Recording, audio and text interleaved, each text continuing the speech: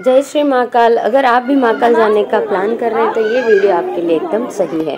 इसमें मैं आपको पूरी जानकारी वहाँ की दे दूँगी कि आप कहाँ से कैसे जा सकते हैं। यहाँ पर सबसे पहले बात आती है ट्रांसपोर्टेशन की। तो आप कैसे आते हैं? आप यहाँ पर बस के द्वारा भी आ सकते हैं, फ़्लाइट से भी आ सकते हैं और आप ट्रेन से भी आ सकते हैं, या फिर आप अपनी पर्सनल कार में भी आ सकते हैं। अगर आप फ़्लाइट से आ रहे हैं तो आप इंदौर आ सकते हैं और इंदौर से आप गाड़ी करके उज्जैन आ सकते हैं। और बाकी आपको डायरेक्ट उज्जैन के लिए ट्रेन मिल जाएगी और बसेज मिल जाएगी। और अगर डायरेक्ट उज्जैन के लिए नहीं हो तो पास में इंदौर पड़ता है, आप इंदौर तक आ सकते हैं।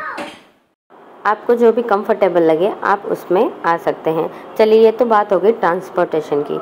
अब नेक्स्ट, आप जब भी वहाँ पहुँच जाते हैं, अगर अपनी कार से जा रहे हैं तब तो कोई प्रॉब्लम ही नहीं है।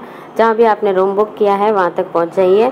और अगर आप ट्रेन से जा रहे हैं या फिर बस से जा रहे हैं तो आपको वहाँ पर ऑनलाइन कैब की व्यवस्था हो जाएगी और ऑटो की व्यवस्था भी हो जाएगी। आपको यहाँ से बाहर निकलते ही बहुत सारे रिक्शा वाले मिल जाएंगे, ऑटो मिल जाएंगे। तो आपने जहाँ पर भी रूम बुक करवाया है तो वहाँ पर आप जा सकते हैं। एक बात और, अगर आप उज्जैन जा रहे हैं तो आप पहले से रूम की बुकिंग करवा कर जाएं। अगर आप बुकिंग नहीं करवाएंगे तो वीकेंड्स पर या फिर बहुत ज़्यादा छुट्टियां होती है तब बहुत ज़्यादा भीड़ रहती है और वहाँ पर आपको होटल, धर्मशाला या फिर रेलवे स्टेशन पर या सभी जगह बुक रहेगी, तो फिर आपको रूम ढूंढना बहुत मुश्किल हो जाएगा। इसीलिए आप पहले से प्री बुकिंग करवा के ही यहाँ पर आएँ। उसके बाद में आपने जहाँ पर भी बुकिंग करवाई हो आप वहाँ पर पहुँच जाइए। अगर आप रात में पहुंचते हैं तो आप आराम से रेस्ट करिए और सुबह महाकाल के दर्शन कराइए। और अगर आप मॉर्निंग में पहुंचते हैं तो नहा धोकर सबसे पहले पहुंच जाइए नाश्ता करने के लिए। और यहाँ का बेस्ट इंदौरी पोहा बहुत अच्छा है, जो कि आपको एक बार तो खाना चाहिए। बहुत ही टेस्टी नाश्ता है। हमने भी यहाँ पर इंदौरी पोहा का नाश्ता किया। हमारे साथ और भी कुछ लोग थे, वो भी रेडी हो रहे थे जितने हम लोग यहाँ पर नाश्ता कर रहे हैं।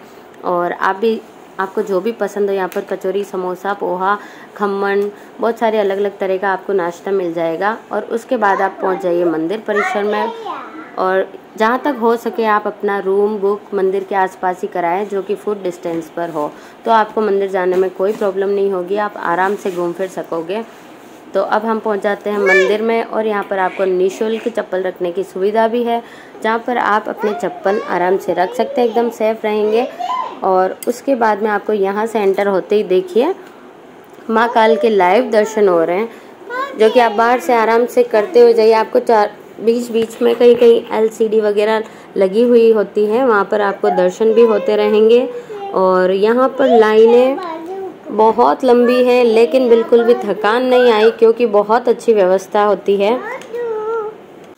वीकेंड था, पब्लिक भी बहुत आई हुई थी, लेकिन बिल्कुल भी ऐसा नहीं लग रहा था कि बहुत ज़्यादा भीड़ हो रही है या हम बहुत धक्का मुक्की हो रही है। बहुत ही व्यवस्था के साथ आराम से हम लोग लाइन में लगे हुए थे और सभी आराम से महाकाल की जय जयकार करते हुए आगे बढ़ रहे हैं। और आराम से हमने आधे घंटे लाइन में लगे, हम आधे घंटे में हमारे दर्शन हो गए। लाइन तो काफ़ी लंबी थी लेकिन बहुत मज़े आ रहे थे क्योंकि हम ग्रुप में थे।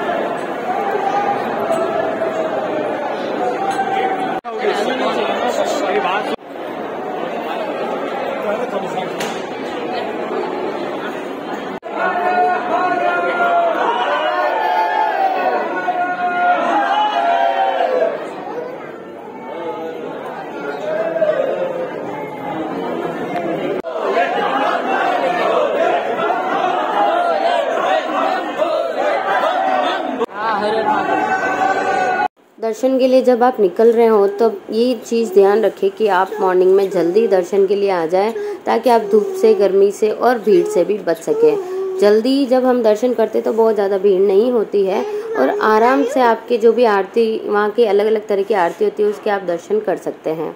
अगर आप बस में आरती के दर्शन के लिए आए हैं तो वहाँ पर आपको ऑनलाइन बुकिंग करवानी पड़ती है, जो कि महीना भर पहले होती है। और बिना ऑनलाइन जैसा ऑफलाइन भी करवानी हो तो भी आपको वहाँ पर 1 से 2 दिन रुकना पड़ेगा। और या फिर आप एजेंट के थ्रू करवाते हैं तो वहाँ पर आप उनको पैसे देकर आप वहाँ की बस में आरती भी देख सकते हैं।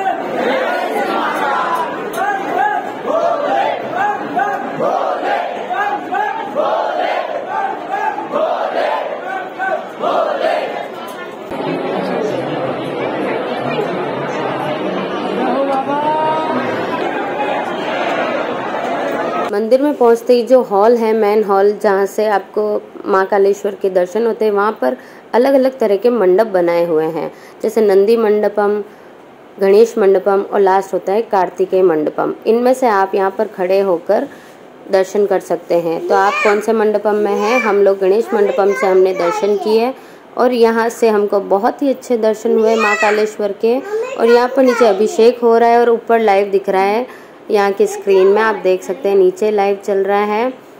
और बहुत ही अच्छे दर्शन हुए, बहुत अच्छा लगा यहाँ पर दर्शन करके।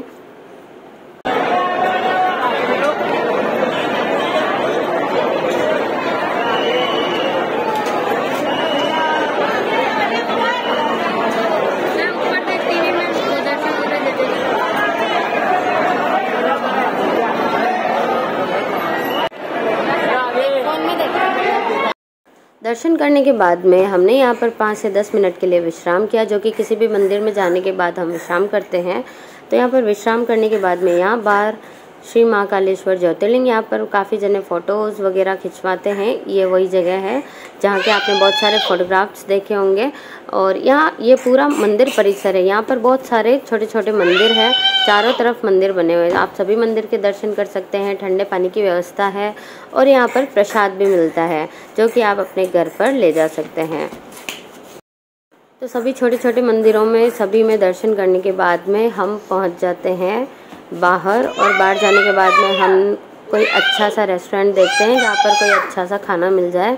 और बस वहाँ पर हमने खाना ऑर्डर किया और खाना खाया और उसके बाद में हम थोड़ा रेस्ट के लिए रूम पर चले गए, क्योंकि बच्चे साथ में थे तो बच्चों को भी थोड़ा सा रेस्ट चाहिए। और 1 घंटा रेस्ट के बाद में हम निकले काल भैरव के दर्शन के लिए, क्योंकि कहते हैं कि माँ कालेश्वर के दर्शन करने के बाद आपको काल भैरव के दर्शन करना बहुत ज़रूरी है। बहुत गर्मी तो थी और वहाँ पर बिल्कुल भी व्यवस्था भी नहीं थी काल भैरव में।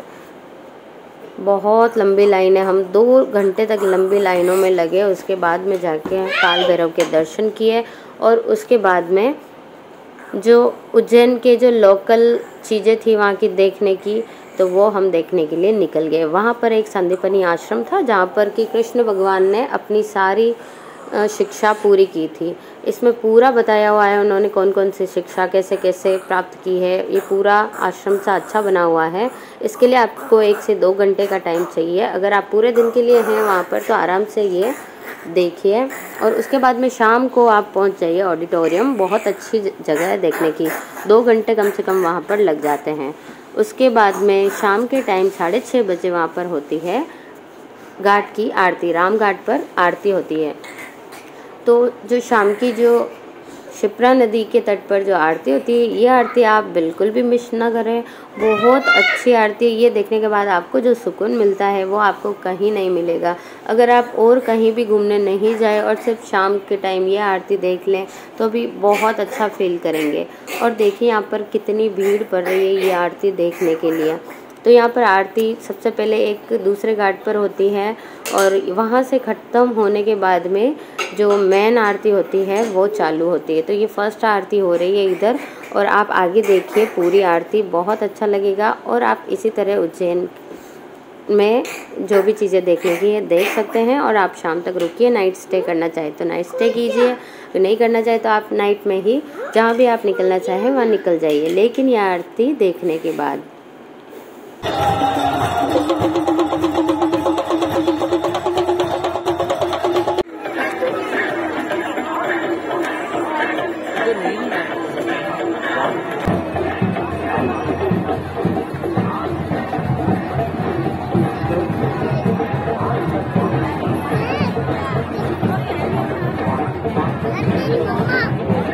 वीडियो पसंद आई हो तो लाइक शेयर कमेंट ज़रूर कीजिए। इसको ज़्यादा से ज़्यादा शेयर कीजिए ताकि ज़्यादा से ज़्यादा लोगों तक ये पहुँचे।